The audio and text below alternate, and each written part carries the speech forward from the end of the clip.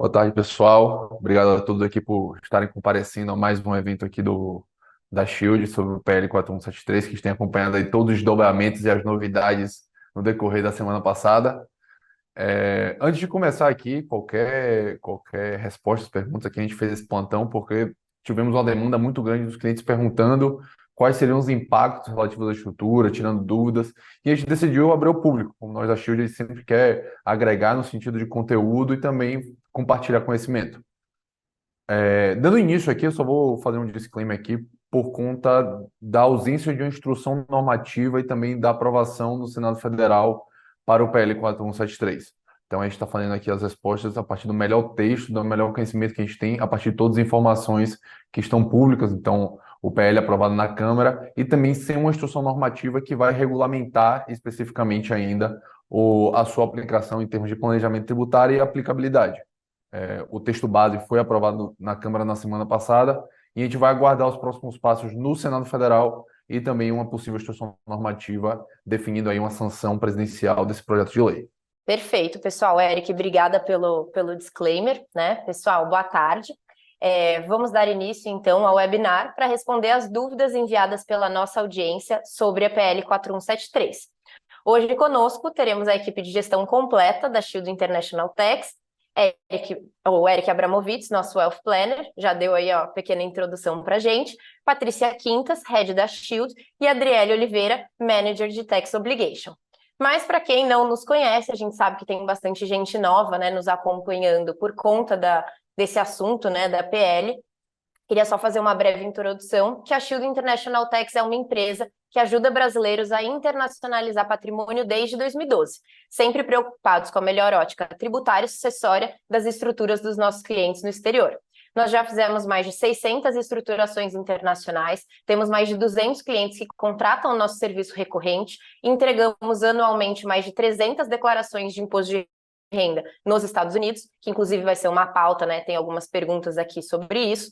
Possuímos clientes em mais de 9 países e arquivamos todos os anos mais de 100 balanços em offshore.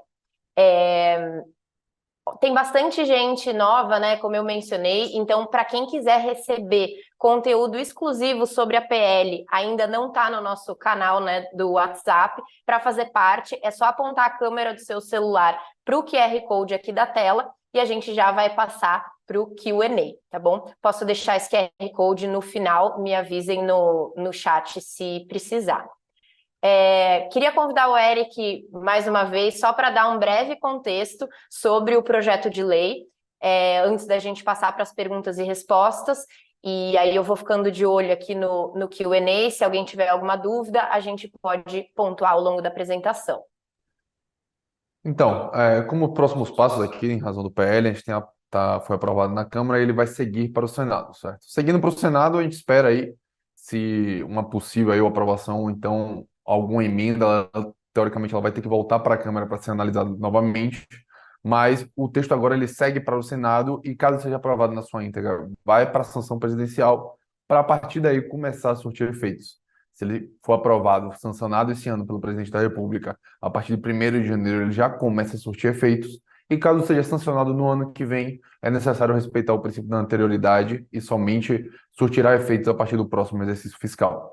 Como eu disse, o cenário atual e agora, a partir da aprovação na Câmara, vai para o Senado Federal, caso seja aprovado na íntegra, sanção do presidente da República e uma possível também instrução normativa, como eu falei, para poder operacionalizar e regulamentar os alicerces, assim, os meandros desse novo PL. Bom, pessoal, aqui vale só passar o contexto, né, que todas essas perguntas foram enviadas pela nossa audiência, né? A gente abriu para clientes, prospects, enfim, todo mundo que nos acompanha aqui no virtual, para encaminharem dúvidas sobre a PL. A gente selecionou as mais pedidas, tá? A gente não conseguiu, não ia ter tempo aqui de responder todo mundo, mas espero que esse webinar sirva para o maior número de pessoas e conforme vocês forem tendo dúvidas, a gente pode fazer uma parte 2 aí, se for necessário, tá? A primeira dúvida enviada, queria chamar a Patrícia aqui para responder. Patrícia, como que funciona a tributação offshore para pessoa física com dupla cidadania? A gente tem casos, né, de alguns clientes e também isso é motivo de várias consultas tributárias aqui dentro. Então, se você puder abrir com essa dúvida, acho que já vai tirar a dúvida de bastante gente aqui que está na nossa audiência. Perfeito. Boa tarde a todos. Vamos lá, respondendo a nossa primeira questão. Pessoa física que possua a dupla cidadania, para efeitos da nossa legislação brasileira, não importará se o contribuinte tem outra cidadania ou não. Por exemplo, eu sou brasileiro, sou português, sou brasileiro, sou espanhol, enfim, não importará, tá? Com a aplicação da nova lei, seguirá o mesmo raciocínio. Basta ser residente fiscal no Brasil que todas as regras da legislação serão aplicadas. Então, não vai haver nenhuma tributação, nem a mais, nem a menos você possuindo, aliás, cidadania. Perfeito. Vamos passar, então, para a nossa segunda dúvida. Eric, o brasileiro com residência fiscal no Brasil, o qual detém participação societária direta em uma holding incorporada em Delaware, a participação societária também será alcançada pela tributação prevista na PL? Fala para a gente um pouquinho sobre isso, por favor. Então, olha, passando aqui, quando a gente entra no PL especificamente, o critério para o CFC, né, que é o Control Foreign Company, que é o critério para empresas controladas no exterior, ele terão duas formas de aplicabilidade. A primeira se estiver localizado em um país de tributação favorecida, uma jurisdição favorecida, conforme a IN 1037, regulamentada pela Receita Federal, que são aqui comumente chamadas dos paraísos fiscais, ou a empresa no exterior, certo? A empresa offshore no exterior, elas tenha 40% no mínimo de renda passiva. Ou seja, você tem aqui rendimentos a renda especificamente seja superior a 40%. Ou seja, não importa muito a localização dos ativos, importa esses dois critérios. Se ela está presente na IN 1037, então a forma de tributação aqui, se for um LLC nos Estados Unidos, aí você vai ter que analisar pela IN 1037, ou se ela tenha 40% da sua renda oriundo de rendas passivas, ou seja, rendas de empresas não operacionais, não é uma prestação de serviço ativa, nada nesse sentido, são apenas uma holding, como parece ser o caso. Se 40% da renda da holding for passiva, será enquadrado pelas regras do PL 4173. E aí acho que vale pontuar, né, Eric, que o cliente que tiver na dúvida e quiser realizar o agendamento de uma consulta tributária, vale esse agendamento, tem um QR Code aqui no nosso canto inferior direito, né, para quem quiser agendar uma consulta, e aí a gente consegue tirar dúvidas específicas dos casos, né. Aqui acho que a ideia é a gente dar uma resposta geral com o que a gente tem de informação até o momento, e aí o cliente vocês, né, podem acessar aqui o QR Code e agendar uma consulta. Vamos passar então aqui para a próxima dúvida. Adriele, uma pessoa que detém 25% de participação de uma empresa offshore, o qual os outros 3 sócios não possuem qualquer vínculo familiar, a lei se aplica? Haverá tributação e necessidade de apresentação do balanço? O patrimônio precisa ser superior a 1 milhão? Fala um pouquinho sobre isso aqui para a gente, por favor. Bom, Olivia, essa pessoa que detém 25% de participação, sim, essa lei se aplica, e aí, no imposto de renda no Brasil, você vai informar o lucro conforme o percentual de participação da empresa. Então, se você tem 25%, você vai informar o lucro auferido naquela empresa, aplicado ao percentual de 25%. Haverá necessidade de tributação e apresentação do balanço, tributação se tiver lucro. Se a empresa oferir prejuízo, não terá tributação para fins de imposto de renda Brasil. A necessidade de apresentação de balanço, a Receita Federal ainda não se pronunciou se ela irá receber algum demonstrativo contábil desses balanços contábeis. Então, atualmente, será necessário só informar o lucro no imposto de renda, e aí sobre esse lucro vai ter a tributação. Se depois surgir uma nova instrução normativa que aí determine a entrega desse balanço, aí a gente vai seguir conforme essa IN, mas até o momento, o que está determinado no projeto de lei é a tributação dos lucros auferidos. E aí, se o patrimônio se aplica, né, se for superior a 1 milhão, eu acredito que aqui tenha tido alguma confusão com o Banco Central. O Banco Central, sim, tem essa exigência aí de 1 milhão mínimo, mas no imposto de renda não. Se a sua empresa tiver lucro, você vai precisar tributar sobre esse lucro, independente de ser 1 milhão ou inferior a 1 milhão. E aí acho que vale, né, para quem perdeu a conferência, né, que a Shield fez na semana passada, a Adriele fala bastante sobre Bacen, imposto de renda, e aí acho que também tem a questão do próprio balanço, né, Adriele, da estrutura offshore ser obrigatório a partir do ano que vem para a BVI. Então, na prática, entendo que esse cliente ele não vai ter dois trabalhos, né? Ele já vai ter o trabalho da elaboração do balanço para entregar junto ao agente de registro em BVI, e aí, caso seja necessário, né, apresentar esse balanço aqui na Receita Federal, ele já tem esse balanço feito, né? Então, acho que vale esse disclaimer e o convite, né, para o webinar que a gente fez na semana passada. Passando aqui para a nossa próxima dúvida, também, Adriele, acho que vale colocar, né, você falar um pouquinho mais sobre as perdas e lucros das controladas. Serão apurados e tributados independente da sua realização? Por exemplo, em janeiro de 2024, a controlada compra uma ação ao custo de $300 e em dezembro de 24 a ação vale 400, ou seja, existiu uma valorização da ação, mas não houve venda, né? Então, quer dizer, existe um lucro ali, mas esse lucro não foi realizado. Nesse caso, existe a necessidade de apuração de lucro em 31 de dezembro de 2024? Se sim, como é feito esse cálculo? Acho que essa é uma pergunta de quase 100% aqui da nossa audiência. Exatamente, Olivia. Muita gente tem essa dúvida relacionada aos ganhos não realizados, né? Que atualmente, quando você tem uma empresa, por exemplo, offshore, que detém essas ações, se você tem uma valorização no ativo, você não sofre nenhuma tributação, né? Independente se a empresa tiver lucro ou prejuízo. Com o projeto de lei, o que é que muda? Mesmo que você não venda essa ação, você vai ser tributado sobre o lucro. E o lucro é composto pelos ganhos não realizados. Então, indiretamente, ocorre a tributação sobre esse ganho não realizado da ação. E aí, aqui no projeto de lei também tem uma questão que é importante nesse tópico, porque para aqueles clientes que entendem que não é benéfico continuar tendo a empresa offshore, né, que aí vai ter a tributação sobre esse ganho não realizado, você pode fazer a transparência para fins fiscais. Então, você declara isso no imposto de renda como se fosse a pessoa física detendo aquela ação, e aí você consegue ter a tributação somente na realização da ação. Então, aqui é um ponto importante para as pessoas que estão com essa dúvida de fazer um planejamento tributário para ver até que ponto vale a pena manter dentro da estrutura, se vale a pena abrir outras empresas, por exemplo, determinando a classificação dos ativos, ou se vale a pena fazer essa transparência fiscal. E se há necessidade da apuração, sim, existe a necessidade da apuração, porque o lucro, né, ele é composto por esse ganho não realizado, e como será calculado o lucro?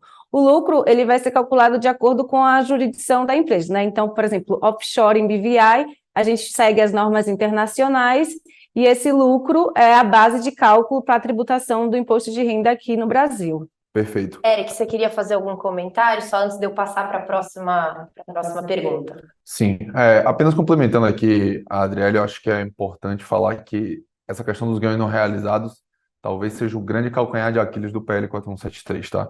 É a grande ponto de discussão, é a grande questão que pode gerar aqui um contencioso massificado em razão da judicialização da tributação dos ganhos não realizados, mas a gente tem acompanhado aí que pode haver discussão ainda nas câmaras legislativas, próprio Congresso aí pelo Senado Federal ou também pelo Presidente da República voltar com a sanção ao veto, mas estamos aguardando aí eventuais desdobramentos da questão da tributação dos ganhos não realizados. Fora que há argumentos aqui em questão que advogados segmentados tributaristas têm discutido sobre a judicialização ou não dessa questão da tributação dos ganhos não realizados. É o calcanhar de Aquiles desse projeto que a gente tem acompanhado aqui muito de perto, porque é o que interfere diretamente nos clientes que investem principalmente em Venture Capital e Private Equity. Perfeito. Então, vamos lá. Passando para a próxima dúvida, Eric, aproveitando, né, você ainda, vamos ver se a gente interpreta bem essa dúvida aqui. O que é uma offshore, considerando que agora temos que fazer contabilidade e impostos como qualquer ativo pessoal? Haverá alguma vantagem em manter essa offshore? O que é que se perdeu agora com o PL em razão da offshore, tá? Perdeu-se a questão do diferimento, tá? E também a questão da tributação dos ganhos não realizados. A questão do diferimento, quando a gente vai para o cenário atual, sem aprovação do PL, a gente tem um diferimento ad eterno, ou seja, eternamente, se você não tirar dinheiro da estrutura, você consegue montar uma bola de neve que você para reinvestimento desses impostos que você deveria recolher se você investisse na pessoa física. Agora, com o PL, não é mais necessário, você não vai ter mais esse diferimento ad eterno, vai ter um diferimento de até 16 meses, considerando aqui se você receber um dividendo aqui em janeiro, o recolhimento do imposto junto com o imposto de renda do ano subsequente, você vai ter um diferimento de até 16 meses. Mas continua sendo muito vantajoso para as pessoas físicas que constituírem empresa offshore. Por quê? Primeiro, você vai ter acesso ao mercado de investimentos, mercado financeiro americano, que é a Disney para os investidores internacionais, ou seja, para aquelas pessoas que gostam de alocar patrimônio fora do Brasil, por questões geopolíticas, uma moeda mais forte, uma proteção aqui, o que chama do hedge em relação ao risco Brasil, então faz muito sentido. Fora que você tem a facilitação sucessória, você tem uma transmissão quase que automática, você sempre tem que levar a questão, os princípios sucessórios aqui do Brasil, mas você consegue ter uma sucessão quase que automática dos seus bens no exterior, caso esteja num país de tributação favorecida. Então tem mecanismos aqui como joint tenancy, um shared trust, um próprio testamento que acelera o patrimônio no exterior, que continua sendo muito vantajoso para as empresas offshore. Perfeito. Eric, você mencionou que através da estrutura offshore ele pode investir no mercado americano, mas acho que vale a gente pontuar aqui também que se ele tem uma estrutura offshore, eventualmente com uma corretora americana que dá acesso a ele a investimentos no mundo inteiro, esse é um leque quase que infinito, né? Então aqui abre muito as possibilidades dos clientes, além da questão da sucessão que a gente sempre pontua nas nossas reuniões comerciais, né? Continua tendo uma vantagem muito grande. Mas passando aqui para a próxima dúvida, para quem construiu, e aí, Eric, se você puder aproveitar e responder, para quem construiu uma offshore no ano base de 23, ou seja, esse ano, o que muda em relação ao estoque?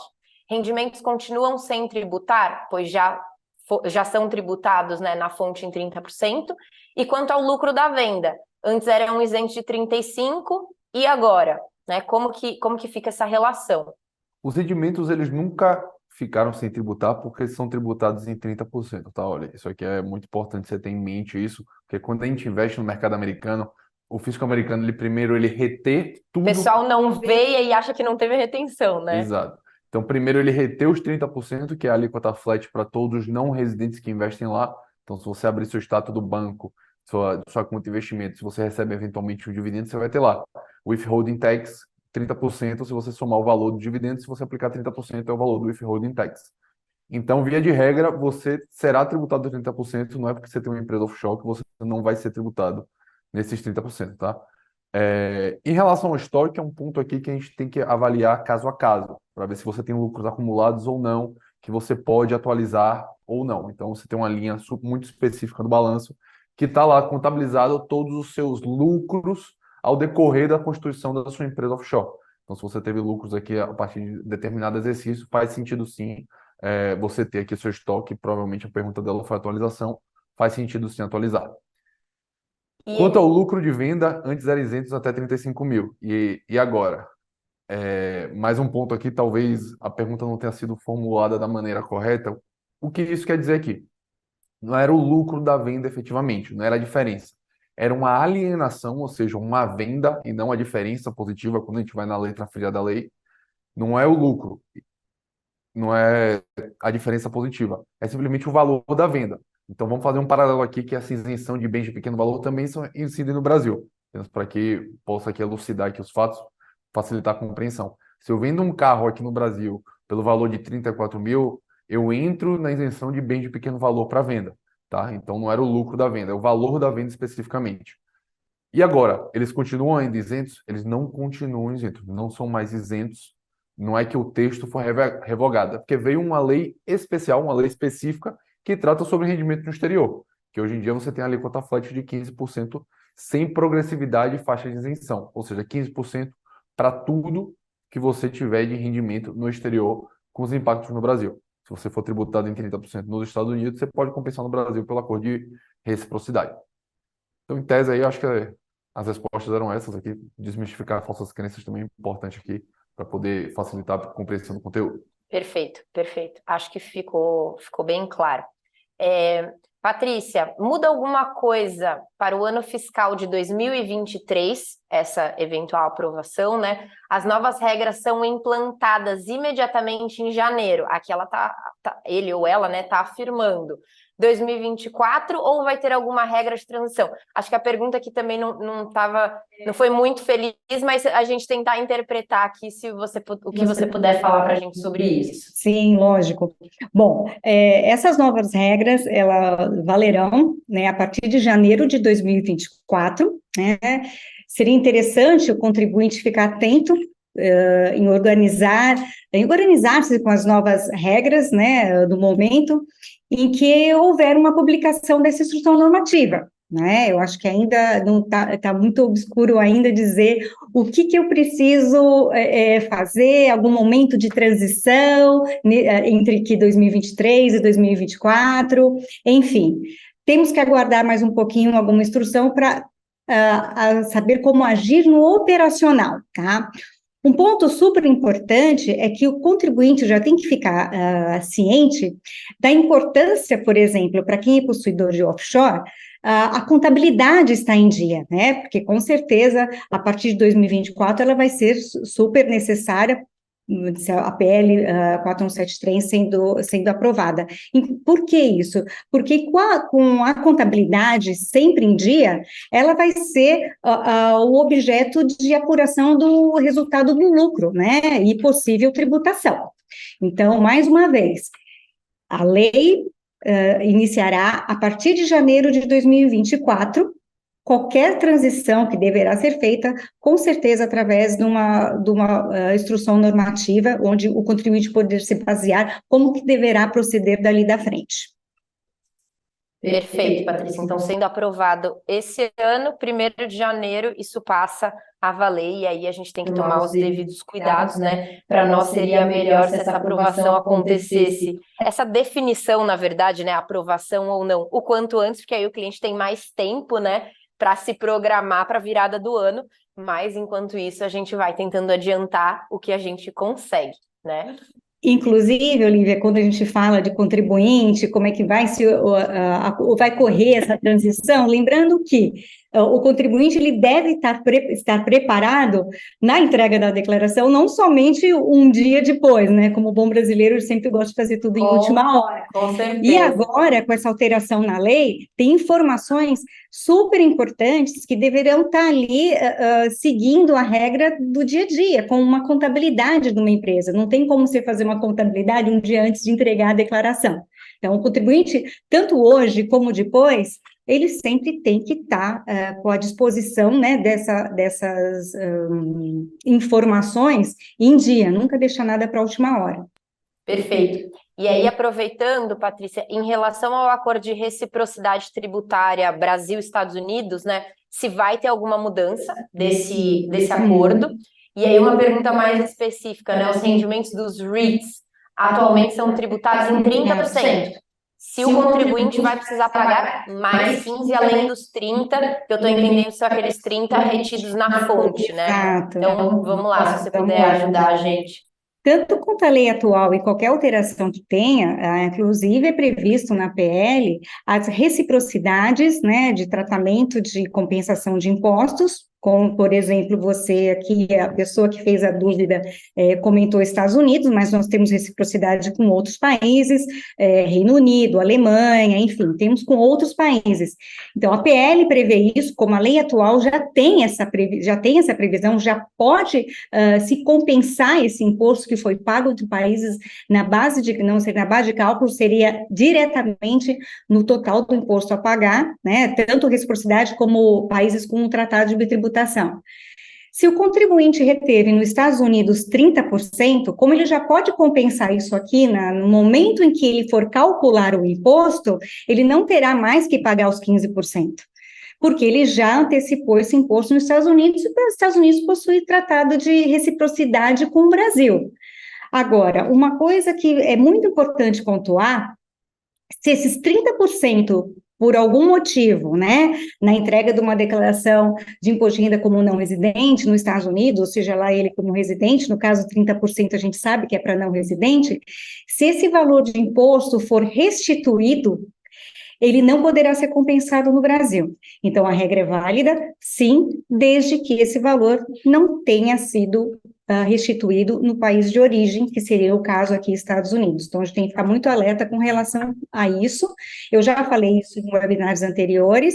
A Receita Federal poderá glosar caso já tenha restituído esse valor no imposto de renda americano, seja lá qual outra forma. E aí, na prática, né, Patrícia, é só o cliente ver como que está preenchido o W8 dele, né? Exatamente. Se está preenchido como residente ou não residente. Se ele Exatamente. preencheu, né, o W8 como non-resident, ele tem a retenção de 30% na fonte, e aí ele passa a conseguir compensar com esses 15%, certo? Desde que ele não precisa ser obrigado à entrega da declaração 1040-NR, que é a declaração de não residente, para ter o retorno desse valor. Então, tem sempre que Perfeito. ficar atento aí com as situações. Perfeito. Na dúvida, contrate um especialista, né? Exatamente. Mas vamos lá. Próxima dúvida. Patrícia, vamos ainda aqui, mais uma dúvida eu e você. O momento legal de se oferecer os rendimentos à tributação será na declaração anual de ajuste? Primeira dúvida. Ou temos que fazer antecipadamente como se fosse uma tributação de carnê-leão? Acho que essa é uma dúvida que atinge bastante gente também, que aqui nessas últimas semanas a gente tem sido questionado quanto ao operacional disso, né? Porque o cliente, ele está acostumado com uma tributação eventualmente mensal, carnê-leão e GCAP de forma mensal. Como que isso fica a partir de agora? Se você puder tentar explicar um pouco na prática como que vai ficar, acho que vai ajudar o pessoal de casa. Lógico. Bom, a primeira pergunta é quase uma resposta, né? O momento legal que deve se oferecer o rendimento à tributação, será na entrega da declaração de ajuste anual? Sim. Sim, muito embora o Brasil seja regime de caixa, você vai acompanhando ali os seus rendimentos mensalmente, para quando chegar no ano base, que é no exercício seguinte, né, relativo ao ano base, vamos supor assim, do ano base 2023, vou estar entregando minha declaração no exercício de 2024, até 31 de maio, o último dia útil do mês de maio, caso não mude alguma coisa, né, que se a gente for tomar aí como referência, já de alguns anos tem sido em maio. O pagamento do imposto, ele não vai ser mais via carnê-leão, vai ser na entrega da declaração. Mas lembrando que o regime de caixa continua, você vai seguindo todos os meses e oferece a tributação e faz o pagamento até o último dia útil do mês de maio, se isso for a instrução do final da entrega da declaração referente ao ano que nós estamos falando. Eu tomei como exemplo aqui 2023. Então, essa antecipação, vamos chamar assim, do carnê-leão, ela não vai existir mais. Para isso aí, o carnê-leão, deixar bem claro, é para os rendimentos recebidos no exterior, tá? O carnê-leão, ele continua sendo obrigatório para outros tipos de rendimento. Eu vou ser só para dar um exemplo para vocês se situarem. Rendimento de aluguel recebido através de pessoa física no Brasil. Esse recolhimento continua sendo feito através do carnê-leão, recolhimento mensal, enfim, rendimento do exterior, rendimento no próximo exercício com a entrega da declaração do ano base. Perfeito. Acho que agora ficou claro para quem ainda tinha dúvida com relação a carnê-leão. Adriele, haverá exigência de utilizar e enviar para a Receita Federal algum modelo específico de demonstração contábil das empresas offshore, BVA e LLC, para apuração do lucro anual e apuração do imposto devido? De novo, né, dúvidas bem, do ponto de vista bem prático. Então, acho que o pessoal está querendo saber como que eles vão querer fazer. Acho que, não sei se está claro para nós também como é que isso vai ser feito, né, mas se você puder esclarecer com as informações que a gente tem, acho que já vai deixar todo mundo na mesma página. Bom, essa pergunta está em linha com uma pergunta anterior que eu também respondi, referente a enviar o modelo, né, específico de demonstração contábil para a Receita Federal. Então, como eu disse anteriormente, atualmente, né, a gente ainda não tem nenhuma instrução normativa falando de fato como vai ser a operação, né, na Receita Federal do Imposto de Renda. A gente não precisa enviar nenhum demonstrativo para a Receita Federal. E aí, como é que será essa apuração do imposto? O balanço contábil já utilizado para empresa offshore, né, em BVI, ou empresa americana, vai servir como base para a tributação aqui no Brasil. Então, agora, né, vai ser obrigatório a entrega do balanço em BVI, você vai utilizar desse mesmo balanço para utilizar a tributação aqui no Brasil. A mesma coisa para empresas americanas. Então, nos Estados Unidos, você precisa enviar o tax return. Então, através do tax return, tem um Schedule L, que é o balanço patrimonial, que ele é informado dentro dessa declaração fiscal, e aí, através desse demonstrativo, você consegue analisar o lucro ou prejuízo acumulado na empresa, e aí você vai servir como base o lucro auferido para tributar aqui no Brasil. O imposto vai ser devido pelo lucro. O lucro vai ser reportado no balanço contábil da jurisdição que for, seja BVI ou empresa americana. Qual é o modelo? É o modelo já utilizado nessas jurisdições. Então, a gente segue as normas internacionais, então a gente vai simplesmente, o mesmo balanço que a gente vai submeter ao agente de registro nas Ilhas Virgens Britânicas, a gente vai utilizar esse balanço para apurar o imposto aqui no Brasil. Para os Estados Unidos, a gente vai utilizar o balanço do tax return para apurar o imposto devido aqui no Brasil. Perfeito. Então, é o que a gente comentou, né? Na prática, o cliente vai usar o mesmo balanço para mais de uma obrigação, né? Eric, acho que essa é uma pergunta também que sempre vem quando a gente abre, né, para o pessoal colocar aí as dúvidas. Vale a pena fazer a atualização de estoque de lucros da empresa offshore, pagando o imposto, né, com a alíquota de 8%? Sim, não, casos práticos, o que você puder falar sobre isso já vai nos ajudar. Aqui a gente tem uma decisão muito particular do investidor especificamente. Aquele investidor que tem liquidez, quer ter acesso à liquidez, e também quer fazer uma economia tributária aqui no curto prazo, faz muito sentido. Porque pensa que você pode ser tributado, pagar todo o seu estoque de lucros acumulados de muito tempo atrás, valendo isso de uma alíquota de 8%, e caso você não opte por atualizar esse valor, e no ano que vem, ou seja, no final, 31 de dezembro de 2024, você vai ser tributado numa alíquota de 15% flat. Então aqui você tem uma economia de quase 50% de pagamento de imposto e um evento de liquidez aqui no curto prazo, que você vai ter acesso a todos os lucros acumulados da sua estrutura offshore.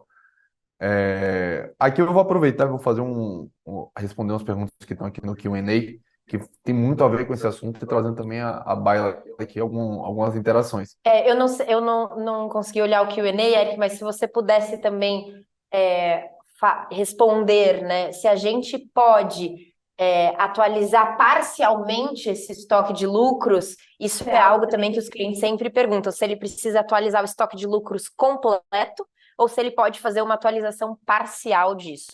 Você pode fazer uma atualização parcial disso, tá? O PL prevê especialmente que você pode fazer uma atualização segregada por bem.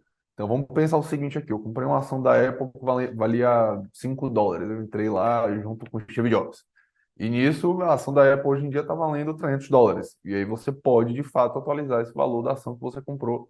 Somente isso. Se você comprou ações da Tesla no pico, num valor maior, e hoje em dia está acumulando prejuízo, você pode não atualizar, até porque não faz muito sentido a atualização. Você pode atualizar por bens segregados. Se você tiver imóveis, você pode, enfim.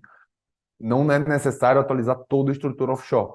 Você pode pegar investimentos que deram certo, fazer essa atualização, e essa atualização pode fazer super sentido aqui para vocês.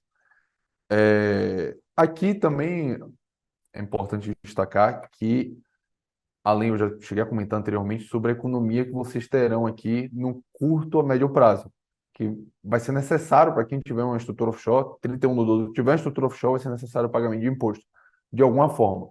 Ou será o pagamento via antecipação do estoque de lucros pagando 8%, ou será no ano subsequente, possivelmente fechando o próximo balanço, você vai pagar aqui 15%, que vai ser do fechamento de balanço anual sobre os lucros que você tiver na estrutura naquele exercício fiscal.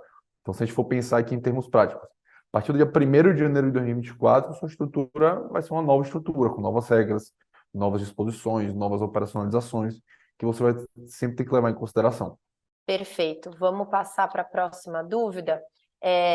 Eric, como fica a tributação dos ETFs acumulativo? E aí frisaram, né, os ETFs de acumulação, quer dizer, que não tem a distribuição, né, baseados na Irlanda, visto que não há rendimentos propriamente dito pingando na conta, apenas a valorização da cota. Acho que isso também está um pouco em linha com o que a Adriele respondeu, acho que foi a Adriele, sobre o estoque, né? Então, se você puder falar um pouquinho como fica essa tributação, vai ajudar bastante gente que investe em ETFs, que eu sei que não é pouca gente aqui. Então, como é que fica aqui a questão dos ETFs acumulativos? Se for vir uma pessoa física, vai ser mantido o regime de caixa, ou seja, você só vai pagar os impostos no momento em que você vier a liquidar isso. Mantido o regime de caixa, então você só é tributado no momento de liquidez, somente no momento em que você de fato venha a vender as suas cotas dos seus ETFs acumulativos. Tem acesso ao recurso, né? Exato. No momento de disponibilidade jurídica e econômica, é o que diz o artigo 43 do CTN. Um outro ponto aqui que tem que fazer questão se os ETFs acumulativos forem investidos na empresa offshore. Então, como a Adriele explicou muito bem, você vai fazer a marcação de valor mercado daquela cota que você está atualizando. E isso vai ser contabilizado no lucro e você vai pagar um imposto de 15%.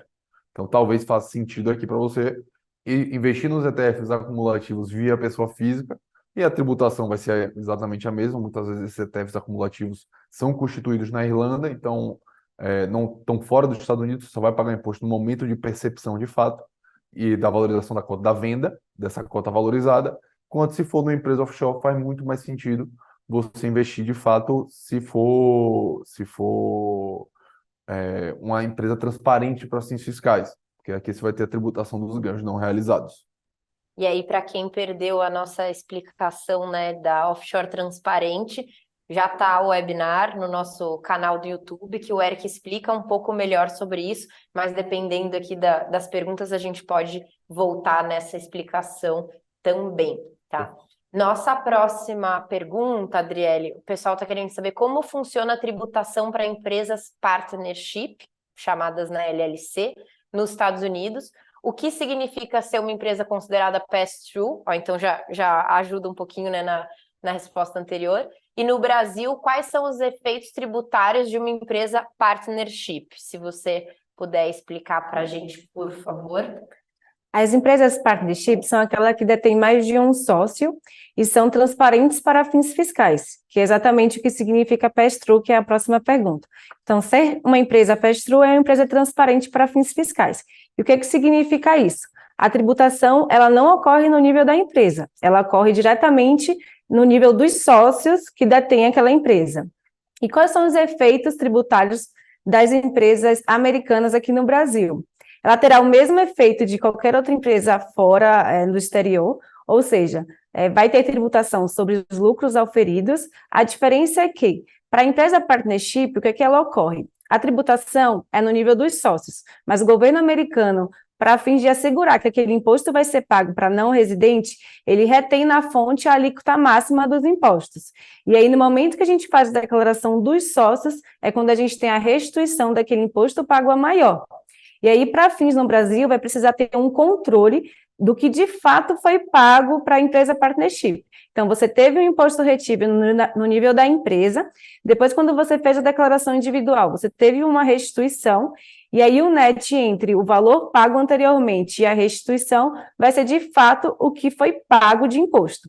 E aí, esse valor de imposto, ele pode ser deduzido para fins de imposto de renda aqui no Brasil, abatido na base de cálculo. Perfeito. Vamos passar para a próxima dúvida aqui. Eric, é possível fazer a atualização da declaração do imposto de renda no apartamento em Miami, pagando o imposto de 8%? Ou somente está restrito para empresas offshore? Aqui, inclusive, ele até poderia ter o apartamento dentro da empresa, né? Mas acho que ele está considerando que o apartamento está na pessoa física e a offshore está com o restante dos ativos. Acho que foi isso que ele quis dizer. Mas vamos lá, Eric, se você puder nos ajudar com isso. Então, aqui será possível fazer a atualização, tá? Dos imóveis que você detém no exterior, de acordo com o texto do PL. Não é necessário que você só esteja restrito às empresas offshore. Você pode fazer os imóveis ou bens que representem os imóveis no exterior você vai poder fazer a atualização pagando imposto a 8%. Se você tivesse um apartamento em Miami aqui para fins elucidativos valendo US$ 1 milhão, e hoje em dia o valor de mercado dele está US$ 2 milhões, você pagaria aí 8% sobre essa diferença de US$ 1 milhão, que daria US$ 80 mil. Se você não optasse por isso, fizesse isso nos anos subsequentes, subir o valor de custo na sua declaração de imposto de renda, você ia pagar 15% na alíquota flat.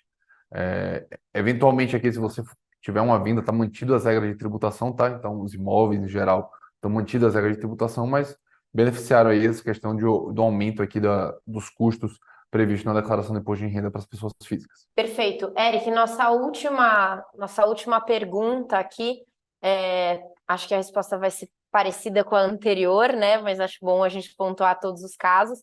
Tenho obra de arte, joias declaradas na ficha de bens e direitos e posso realizar a atualização do imposto pagando os 8%?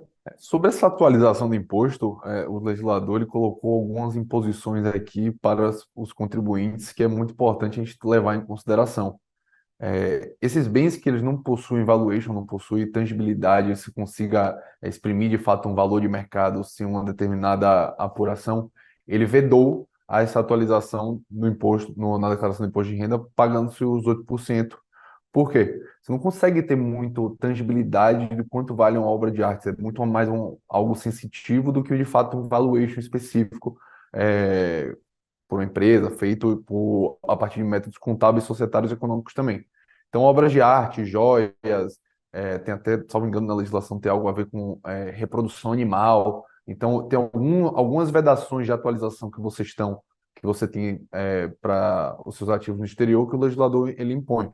Muitas vezes segregados a esses ativos que não possuem um valuation contábil societário bem definido, certo? Que muitas vezes são bens aqui tangíveis. Eu posso falar que uma obra de arte vale 100, outra pessoa, a Olivia, pode falar que uma obra de arte vale 1 milhão. Então, não possui aqui um rastro específico, um lastro que a gente possa tangibilizar. E normalmente quem está vendendo fala que vale mais do que quem está comprando, né? Então aí a gente tem um problema de assimetria de informação. Mas vamos lá, pessoal. Como a gente tem muita gente nova aqui, a gente só queria finalizar com esse slide mostrando, né, de fato, um resumo dos serviços que a Shield International Tax tem. Então, para você que é uma pessoa física investindo no exterior e gostaria, né, de fazer isso através de um planejamento tributário internacional, esse serviço da esquerda, ele vem para te ajudar a investir através da melhor estrutura para a sua ótica tributária, sucessória, você tem dupla cidadania, não tem, e aí o Eric faz todo esse trabalho de diagnóstico junto à nossa equipe. Uma vez que essa estrutura ela já foi feita, a gente tem esse segundo serviço de gestão fiscal e sucessória internacional para dar sequência a todas aquelas obrigatoriedades que a gente passa a ter ao investir no exterior. Para aqueles clientes que ainda têm alguma obrigatoriedade junto ao fisco americano, nós temos esse terceiro serviço da direita, da Shield US Tax, que faz toda a parte junto ao fisco americano, declaração de tax return, todos os formulários aqui que a Adriele e a Patrícia normalmente colocam aqui para a gente, é feito nessa terceira caixinha. Então, chegamos ao fim aqui do nosso webinar. Queria agradecer todo mundo pela audiência até aqui, pelas perguntas enviadas e convidar vocês para a próxima, né? Assim que a gente tiver novas mídias, a gente vai encaminhar isso tudo para vocês através dos grupos e todos os nossos canais. Esse webinar vai ficar gravado através do nosso canal do YouTube. Em breve vai estar disponível para todos vocês. Nosso muito obrigada e até a próxima.